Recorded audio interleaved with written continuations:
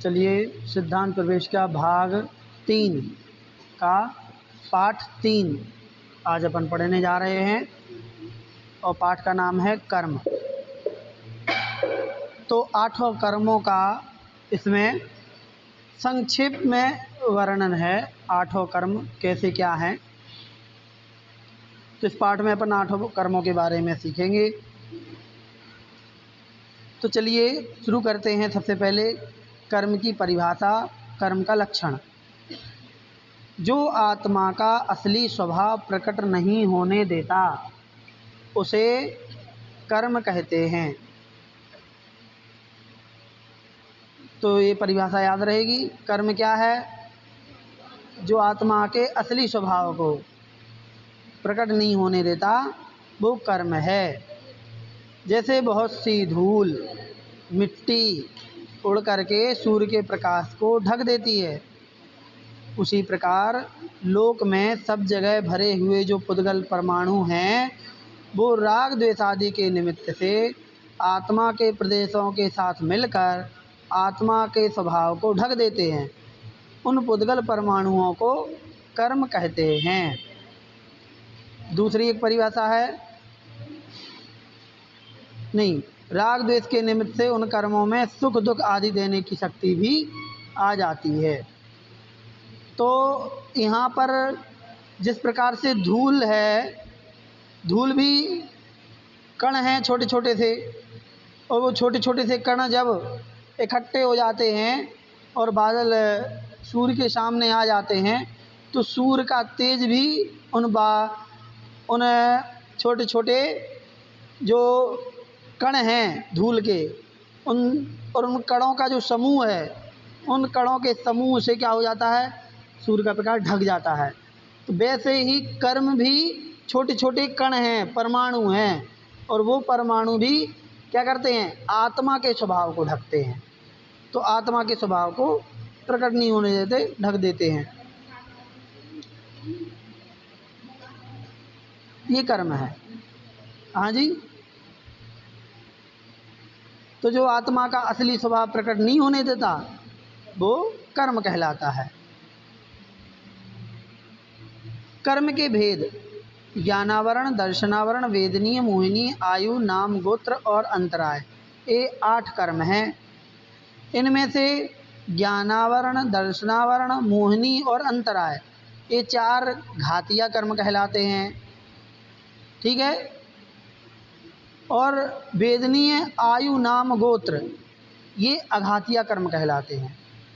ठीक। तो घातिया और अघातिया ये 2 प्रकार के होते हैं। अब एक एक करके 8 कर्मों का विवेचन करते हैं संक्षेप में। सबसे पहले ज्ञानावरण कर्म। ज्ञानावरण कर्म क्या है? जो कर्म आत्मा के ज्ञान गुण को ढकता है। तो आत्मा में बहुत सारे गुण हैं, तो अब यहाँ पर जो ज्ञान गुण है आत्मा का, उस ज्ञान गुण को जो ढके उसे कहेंगे ज्ञानावरण कर्म। दृष्टांत भी दिया है। यदि किसी मूर्ति पर पर्दा पड़ा हो, जिस तरह उसका रूप नहीं दिखता, उसी प्रकार ज्ञानावरण कर्म आत्मा के ज्ञान गुण को ढक देता है, प्रकट नहीं होने देता। जैसे सुरेश अपना पाठ खूब याद करता है परंतु उसे याद नहीं होता। इसमें सुरेश के ज्ञानावरण कर्म का उदय समझना चाहिए।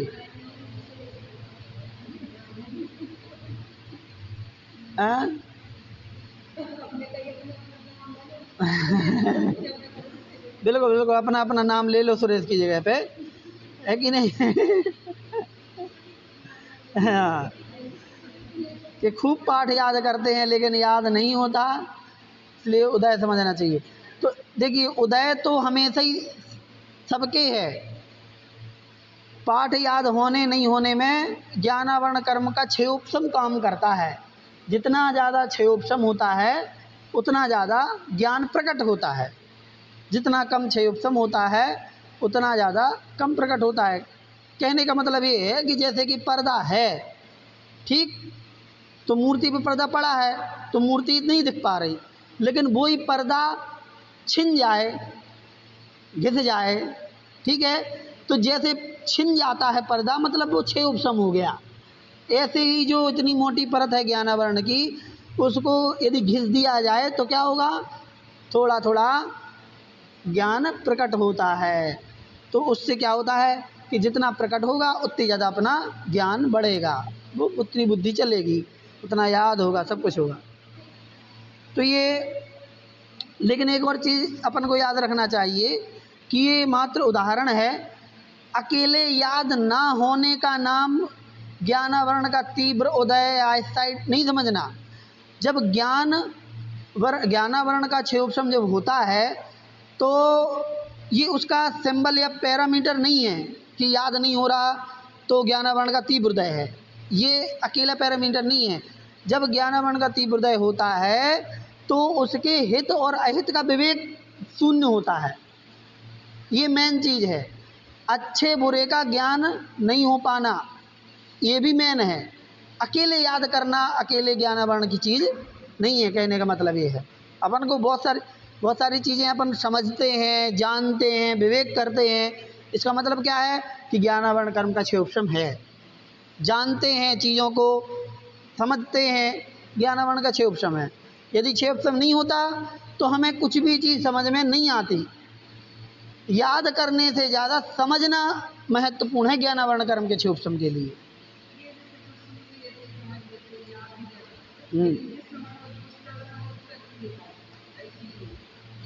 हाँ, तो अब वो अपने अपने बुद्धि विवेक परिस्थिति का काम है। देखो, ज्ञानावरण कर्म का 6 उपशम है, वो जैसा एक जैसा है तो वैसे ही थोड़ी बहता रहता है, ऊपर नीचे ऊपर नीचे ऊपर नीचे ऐसा होता रहता है। जब जरूरत है उस समय नहीं आ रहा याद। और भी कारण हो सकते हैं आपके, मान लीजिए उस याद आने से कोई आपको लाभ हो रहा होगा। मान लो कोई केबीसी में बैठा है कोई व्यक्ति, अब उसने पढ़ा था वो प्रश्न, अब सामने कहीं कि उत्तर याद नहीं आ रहा। याद आ जाए तो 1 करोड़ मिल जाए, लेकिन याद नहीं आ रहा उसको, इसका मतलब उसके लाभांतर कर्म का भी उदय है साथ में, है कि नहीं। तो अकेले ज्ञानावरण कर्म के उदय से चीज़ों का याद करना भूलना नहीं होता, मायने बहुत सारी चीज़ें उसमें रहती हैं। बंद के कारण, कैसे बंद होता है इसका, तो ज्ञान के साधनों में विघ्न डालना। ज्ञान के साधनों में जितना विघ्न डालेंगे, मतलब पढ़ने में पढ़ाने में विघ्न डालना, अपने ज्ञान पे गर्व करना, घमंड करना कि हमें तो सब कुछ याद होगा, जिनवाणी में संशय करना, अर्थ का अनर्थ करना, ये महत्वपूर्ण है। अर्थ का अनर्थ करना मतलब जिनवाणी की बात में उसका मूल भाव क्या था उसके बजाय दूसरा अर्थ समझा देना, ये अर्थ का अनर्थ कहलाता है। और एकांतवादी जो लोग हैं ना, उनने यही किया है। कुंद कुंद महाराज के समय सार की गाथाओं का अर्थ का अनर्थ किया है, कुछ कुछ गाथाओं का, इससे उसका अर्थ ही अलग हो गया। ठीक है, आप मुनि की जगह यदि गुणी कह दो, पढ़ा दो, तो मुनि जहाँ शब्द होना चाहिए वहाँ आपने गुणी पढ़ा दिया तो अर्थ का अनर्थ हो गया। मुनि नियमा था तो गुणी नियमा कर दिया, हो गया काम, अर्थ का अनर्थ हो गया। तो इससे क्या होता है, ये भी ज्ञानावरण कर्म के उदय का बंद का कारण है। ठीक है, गुरुओं की निंदा करना, ये चीज़ अपने बच्चों को जरूर समझाना। जब हम पढ़ाते हैं जरूर पढ़ते समझाते हैं, शिविर में खास तौर पे हैं, इसलिए समझाते क्योंकि स्कूली बच्चे आजकल टीचर्स की बहुत ज़्यादा कटो करते हैं, कहीं नकल उतारना, उनकी निंदा करना, गालियाँ तक देना। उनको ये चीज़ बहुत समझाने की ज़रूरत है कि जो तुम्हें पढ़ाने वाला है वो एन तुमसे भी गधा हो। मतलब जब 11वीं-12वीं में पहुंचते हैं तो ऐसा हो जाए कि कई बच्चे टीचर से भी ज़्यादा होशियार होते हैं, क्योंकि वो पहले से पढ़ लेते हैं, यहाँ तक कि आगे तक का पढ़ लेते हैं, तो उनको बहुत सारी चीज़ें पढ़ लेते हैं। लेकिन वो यदि तुम्हें पढ़ा रहे हैं तो वो तुम्हारे गुरु हैं, शिक्षक हैं। यदि उन्हें तुमसे कम भी ज्ञान है तब भी तुम्हें उनकी निंदा नहीं करना है। यदि तुमने निंदा की तो ये अभिनय होगी और इसका खामियाजा तुम्हें भुगतना पड़ेगा। इसलिए ये चीज़ जरूर समझाना कि कुछ भी हो, अपने पढ़ाने वाले की कभी कोई बुराई निंदा नहीं करना। यदि कोई उनमें कमी है तो आप कमी उनको जाकर के बताओ, उनको खुद बताओ कि ऐसा नहीं ऐसा है, आप गलत हो, आप बहस कर सकते हो उनसे। लेकिन पीठ पीछे उनका मजाक उड़ाना, उनको बुरा भला कहना, निंदा करना, ये सर्वथा गलत है। इससे बच्चों को ही नुकसान होता है आगे, ये समझाना चाहिए। ठीक है। और इनके उल्टे यदि काम करते हैं तो ज्ञान का विकास होता है। दर्शनावरण कर्म, जो कर्म आत्मा के दर्शन गुण को ढकता है उसे प्रकट नहीं होने देता, दर्शन गुण को, वो दर्शनावरण कर्म कहलाता है। जिस प्रकार कोई पहरेदार राजा के दर्शन नहीं होने देता, उसी प्रकार दर्शनावरण कर्म जो है वो आत्मा को पदार्थों का दर्शन नहीं होने देता। दर्शन क्या है? ज्ञान के पहले होने वाला सामान्य अवलोकन दर्शन कहलाता है। ज्ञान के पहले दर्शन होता है, ये ध्यान रखिए आप। ये दर्शन सम्यक दर्शन वाला दर्शन नहीं है ना, ये दर्शन सामान्य अवलोकन वाला दर्शन है। तो जब भी ज्ञान होता है तो उसके पहले दर्शन अवश्य होता है, कंपलसरी। ठीक, इसलिए कहा भी गया है कि दर्शन पुब्बनाणम, मतलब दर्शन पूर्वक ज्ञान होता है। दर्शन पहले होगा, ज्ञान बाद में होगा। बिना दर्शन के कभी ज्ञान हो नहीं सकता। ठीक, तो दर्शन भी चक्षु दर्शन और अचक्षु दर्शन होता है। चक्षु दर्शन और अचक्षु दर्शन। चक्षु दर्शन आँखों से होता है और बाकी इंद्रियों से अचक्षु दर्शन होता है, पांचों इंद्रियों से होता है। अचक्षु दर्शन स्पर्शन इंद्रिय से भी दर्शन होता है, कानों से भी दर्शन होता है, नासिका से भी दर्शन होता है, जिह्वा से भी दर्शन होता है। तो दर्शन क्या कहलाता है? सामान्य अवलोकन, ज्ञान के पहले वस्तु का सामान्य अवलोकन, ये दर्शन कहलाता है। ठीक है ना। तो दर्शनावरण क्या करता है? दर्शनावरण कर्म आत्मा को पदार्थों का अवलोकन नहीं करने देता, सामान्य दर्शन नहीं होने देता है। ठीक, किसी भी चीज़ का। तो दर्शन नहीं होगा तो ज्ञान भी नहीं होगा, क्योंकि दर्शन नहीं होगा तो ज्ञान होगा ही नहीं, दर्शन के बिना ज्ञान होता ही नहीं। तो ये दोनों कनेक्ट हो जाते हैं फिर। तो रमेश मंदिर दर्शन के लिए गया किंतु ताला लगा पाया, इसमें रमेश के दर्शनावरण कर्म का उदय समझना चाहिए। ठीक, तो ये चक्षु दर्शन की बात यहाँ पर कही है केवल, बाकी चक्षु दर्शन का भी ये प्रतिमा अपन को समझ लेना चाहिए। ठीक, बंद के कारण कैसे बंद होता है दर्शनावरण का? तो जिन दर्शन में विघ्न डालना, जिनेंद्र भगवान के दर्शन में, वंदना में, ठीक है, विघ्न डालना, रोक देना, किसी की आंखें फोड़ देना, दिन में शयन करना, इससे भी दर्शनावरण कर्म का बंद होता है। मुनियों को देख करके घृणा करना, अपनी दृष्टि पर गर्व करना, क्या हमें तो बहुत दूर का दिखता है, हैं? तो चश्मा वाले को देख करके कहना कि हमें तो नहीं लगो चश्मा। ठीक है, तो ऐसे नहीं करना, नहीं तो फिर अपन को भी लग जाए। ठीक है, तो इस प्रकार से ये दर्शनावरण कर्म के बंद होते हैं। इससे उल्टा करेंगे तो दर्शनावरण कर्म का बंद नहीं होगा। वेदनीय कर्म, जो आत्मा को सुख दुख देता है, क्या? जो आत्मा को सुख दुख देता है और अव्ययवाद सुख का घात करता है। अव्ययवाद सुख जो आत्मा का गुण है, उस सुख को घात करता है, उसे वेदनीय कर्म कहते हैं। इसके दो वेद हैं, असाता वेदनी और साता वेदनी। एक बात अब यहाँ पर समझना चाहिए कि वेदनीय कर्म जो है, साता वेदनी और साता वेदनी, ये हमें सुख और दुख की सामग्रियाँ प्रदान करता है, साधन जुटवाता है। साता वेदनी से हमें साता के सामान मिल जाएंगे, लेकिन आपको साता मिले न मिले ये इसका जिम्मेदारी नहीं है। साता वेदनी से आपको धन, मतलब के साता के सामान, जैसे गर्मियों में कूलर, एसी, ये आपको साता वेदनी को जैसे मिलेंगे, अच्छे कपड़े मिल जाएंगे, लेकिन उन सब के यूज करने से आपको आनंद ही मिले ये जरूरी नहीं है। ये वेदनी कर्म का काम नहीं है, ये मोहिनी कर्म का काम। ये उसके क्षय उपशम से क्या होगा? सुख दुख का अनुभव होगा, महसूस वहाँ से होगा। जिस प्रकार शहद लपेटी तलवार की धार चाटने से, क्या, तलवार की धार जैसे शहद लपेटी है, तलवार पे नहीं जाओ, ब्लेड ले लो हाँ, वो जाओ घर घर में रहते, तो ब्लेड को चाशनी से लगा करके और फिर उसको ऐसे सीधी करके चाट लो, क्या होगा हाँ, तो चाशनी लगी है तो मीठा लगेगा, और उसी ब्लेड से आपकी जीभ भी कट जाएगी तो दुख भी होगा। ऐसे ही वेदनी कर्म सुख और दुख दोनों ही प्रदान करता है। ठीक, बंध के कारण कैसे वेदनी कर्म का बंध होता है, तो साता वेदनी असाता वेदनी दोनों प्रकार से। पहले असाता वेदनी, अपने व दूसरे के विषय में दुख करना, शोक करना, पश्चाताप करना, रोना, मारना, पशुवध करना, बलि चढ़ाना आदि कर्मों से असाता वेदनी कर्म का बंध होता है। जितने पाप कार्य हैं उन सभी असाता वेदनी कर्म का बंध होता है। रोने से, असाता वेदनी के कारण से व्यक्ति रोता है, और रोता है तो फिर से असाता वेदनी बनती है।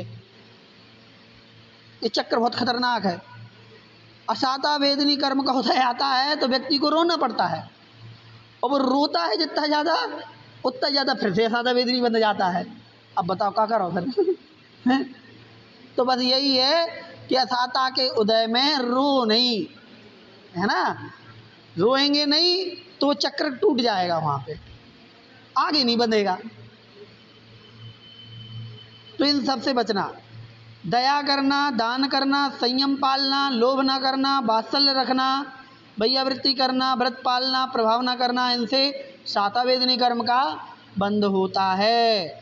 इसलिए पुण्य कार्य जितने हैं, दान, त्याग, तप, संयम, व्रत, इनसे साता वेदनी का बंध होता है। अब मोहिनी कर्म, जो कर्म आत्मा के सम्यक्त और चारित्र गुण का घात करता है, अथवा जिसके उदय से यह जीव स्वभाव को भूलकर अपने से जुदा पर वस्तुओं में लुभा जाता है, उसे मोहिनी कर्म कहते हैं। क्या कहते हैं? मोहिनी कर्म कहते हैं। क्या? तो मोहिनी कर्म क्या है? जो आत्मा के सम्यक्त और चारित्र गुण का घात करता है।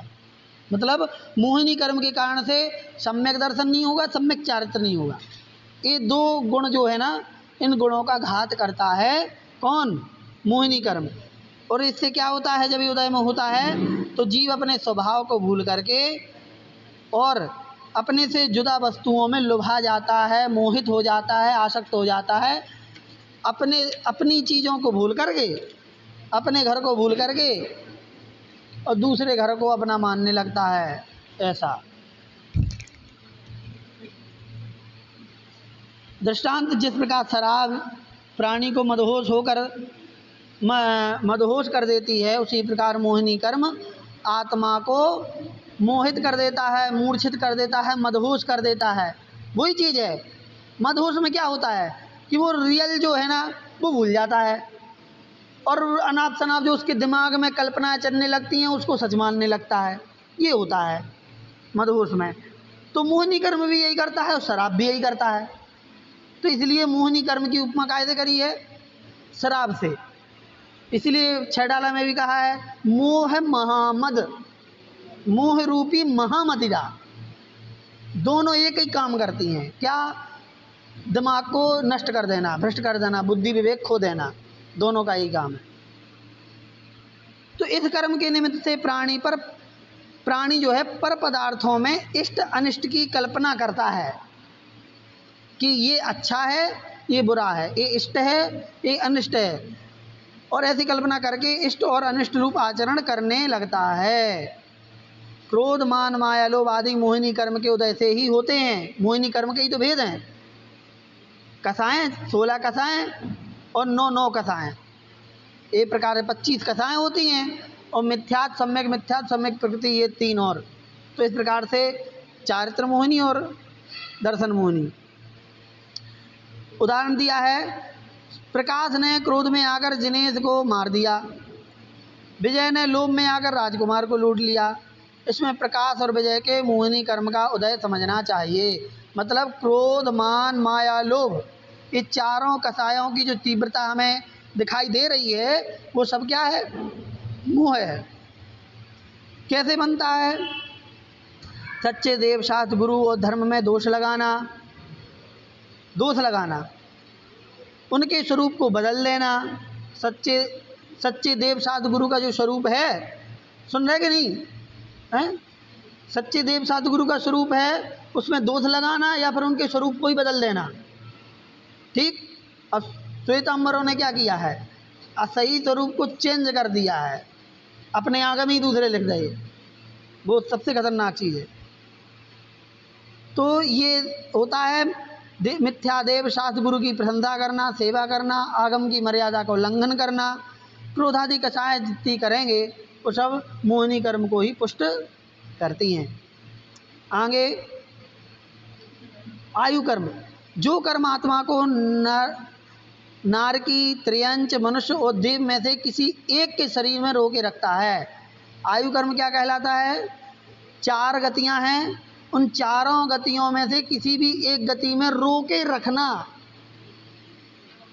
वो आयु कर्म है। जितनी आयु होगी उतनी देर तक उस गति में रुकना पड़ेगा। वो रोकने का साधन है आयु कर्म। ठीक, जिसे अपन कहते हैं आयु। अब अपनी मान लो 100 वर्ष की आयु है तो अपन मनुष्य गति में 100 वर्ष तक रुके रहेंगे। हाँ, जब यदि अकाल मृत्यु नहीं आई तो, यदि अकाल मृत्यु आ गई तो बीच में ही चले जाएंगे, ऐसी बात नहीं है। लेकिन नहीं आई तो 100 वर्ष तक अपन इस गति में रुकेंगे। ऐसे ही अलग अलग नरकों की, देवों की, त्रियंचों की, सबकी जो आयु होती है वो क्या करती है? उस गति में जीव को रोके रखता है। ठीक, इसे कहते हैं क्या? आयु कर्म। जिस कर्म के उदय से जीव को किसी निश्चित समय तक किसी एक गति में, एक पर्याय में रुकना पड़े, उसे आयु कर्म कहते हैं। ठीक, जिस प्रकार सांकल में बंधा हुआ या काठ में फंसा हुआ मनुष्य उसके ना हटने तक दूसरी जगह नहीं जा सकता है। सांकल से बांध दिया एक खूंटे से, तो जब तक वह सांकल नहीं खुलेगी तब तक नहीं हट सकते हम उस जगह से। वैसे ही आयु कर्म जो है वो प्राणी को मनुष्य आदि के शरीर में रोके रखता है। जब तक एक शरीर की आयु पूरी नहीं हो जाती तब तक वह प्राणी दूसरे शरीर में नहीं जा सकता। जैसे हमारा जीव मनुष्य के शरीर में रुका है, अभी काय में रुका है? मनुष्य का शरीर। ये मनुष्य का शरीर है और अंदर अपन बैठे हैं, जो अपन बोल रहे हैं ये आत्मा है, जीव है, और ये ऊपर का ढांचा है। ऐसे समझ लो कि किसी पुतले के अंदर अपन बैठ गए हों। ठीक, एक रोबोट देखा आप लोगों ने? फिल्मों में देखा होगा, देखी हो तो।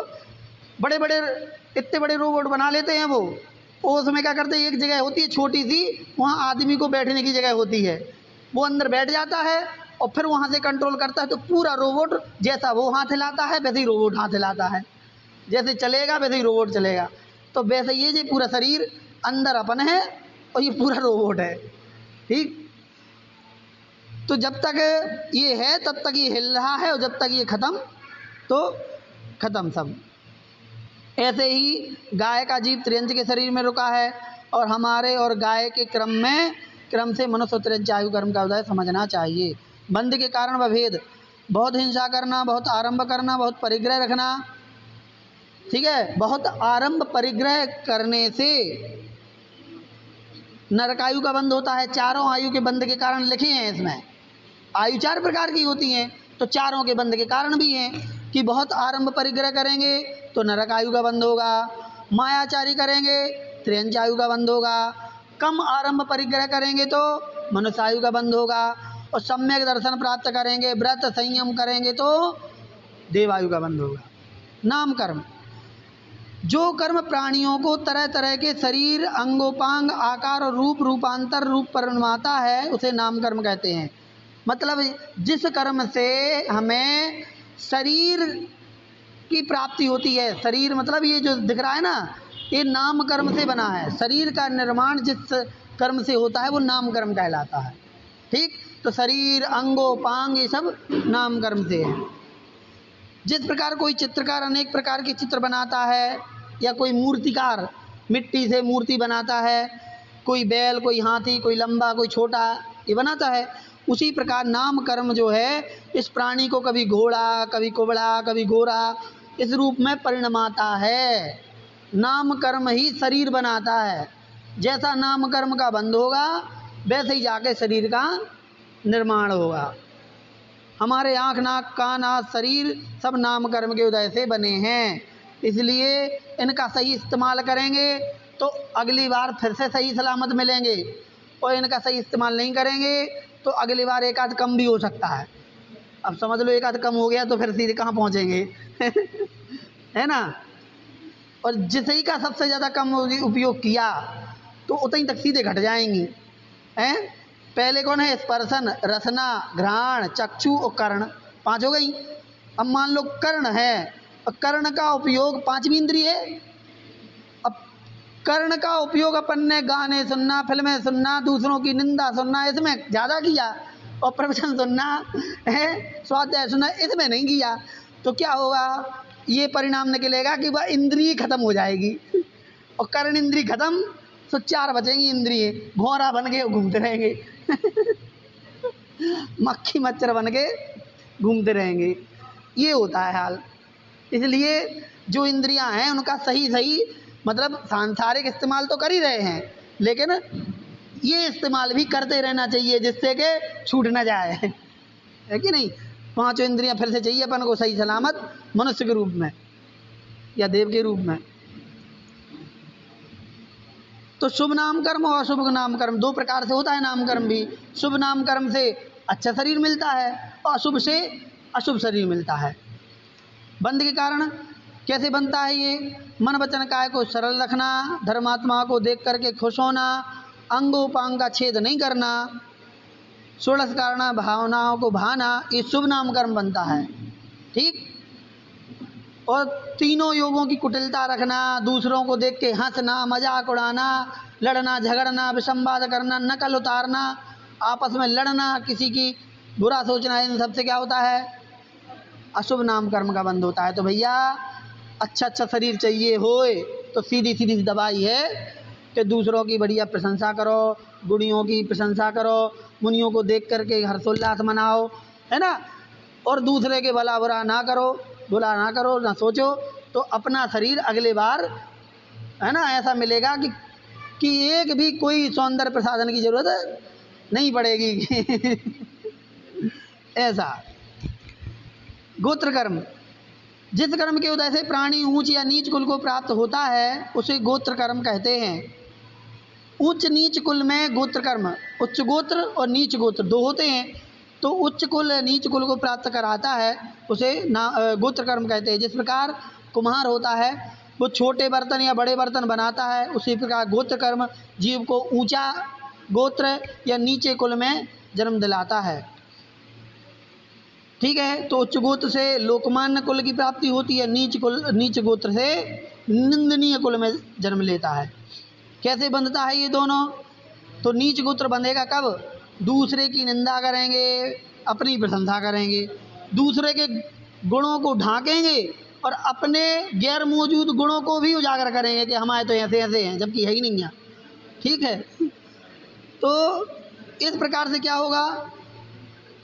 हाँ, नीच गोत्र बंधेगा। और इससे उल्टा करेंगे कि दूसरे की प्रशंसा करो, अपनी निंदा करो, अपने गुणों को ढांको, दूसरों के अवगुणों को ढांको। ठीक है। दूसरों को ढांको और घमंड नहीं करना, ईर्ष्या नहीं करना, इन सबसे उच्च गोत्र बनता है। और अंतिम कर्म है अंतराय कर्म। अंतराय क्या है? जो कर्म दान, लाभ, भोग, उपभोग और शक्ति इसमें विघ्न डालता है, बीच बीच में बाधा पहुंचाता है, वो अंतराय कर्म कहलाता है। ठीक।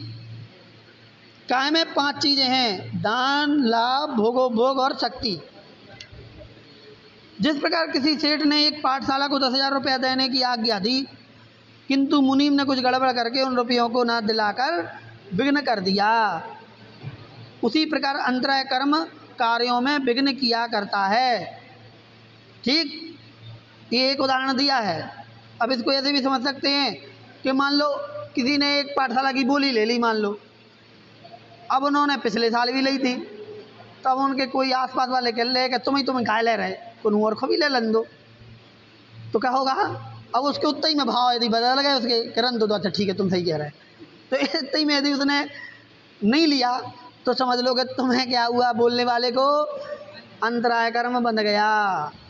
ठीक है, मंदिर जा रहे थे, मंदिर जाते हुए कि अब कितनी बार मंदिर जाओ, अब शाम के भी मंदिर जाना क्या, तो रुक गया वो कि तीर्थ वंदना को जा रहे थे, अब एक काम करें बाद में चलें, अब रुक जाओ, अब जात में रुक गए वे, कहो वो अंतराय कर्म बन गया, अब आगे क्या पता जाते नहीं जाते, अभी तो बन ही गया।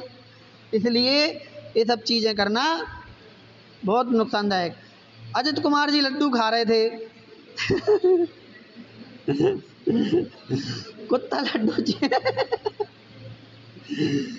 कुत्ता लड्डू छीन करके ले गया, तो अजित कुमार जी के अंतराय कर्म का उदय समझना चाहिए। ठीक है, इस प्रकार से समझ।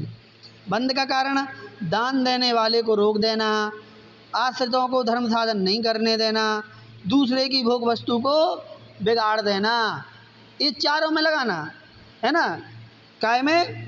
दान में भी, लाभ में भी, भोग उपभोग, यदि कोई भोग कर रहा है, कोई चीज़ खा पी रहा है तो उसको नहीं खाने देना है, या अंतराय करा देना, कुछ भी XYZ, तो इस प्रकार से ये सब बंधता है, अंतराय कर्म का बंध होता है। ठीक, किसी को हानि पहुंचाना, किसी की सामर्थ्य को बिगाड़ना, सामर्थ्य मतलब शक्ति। अब जैसे कोई एक आसन कर रहा है, एक आसन उपवास कर रहा है, और अपन ने कह दिया कि काय को कर रहा है, इतने नहीं है तुम्हारी, तुम तो बहुत छोटे हो, अब वो कर भी रहा था तो वो नहीं करेगा। देखो यहाँ ना बहुत विवेक की ज़रूरत होती है कि नहीं। आपको पता है कि सामने वाले में सामर्थ्य है, कर भी लेते हैं, तो भी आप कर रहे हो तो बंद ही होगा।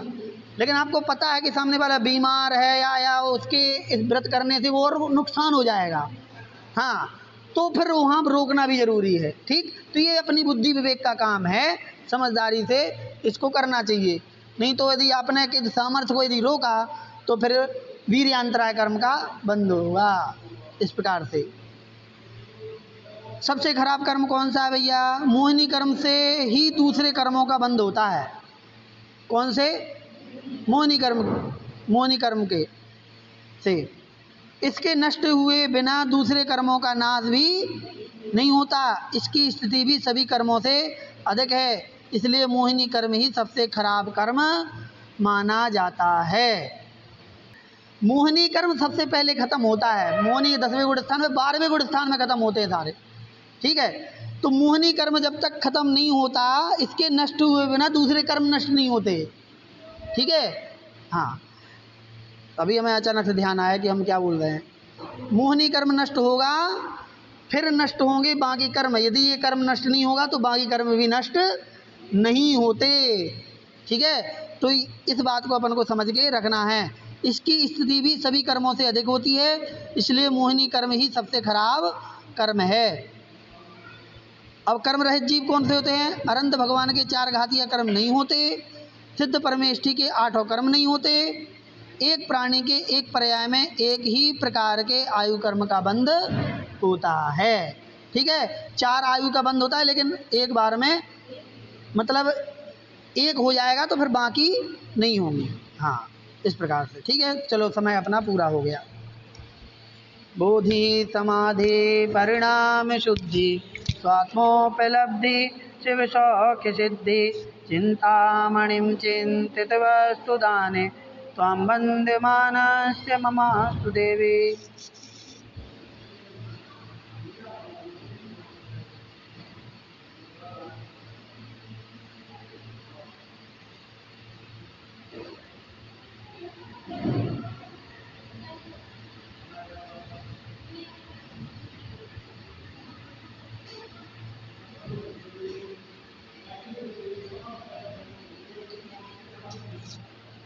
जय द्वादशांग जनवाणी माता की जय। सभी को जय जिनेंद्र।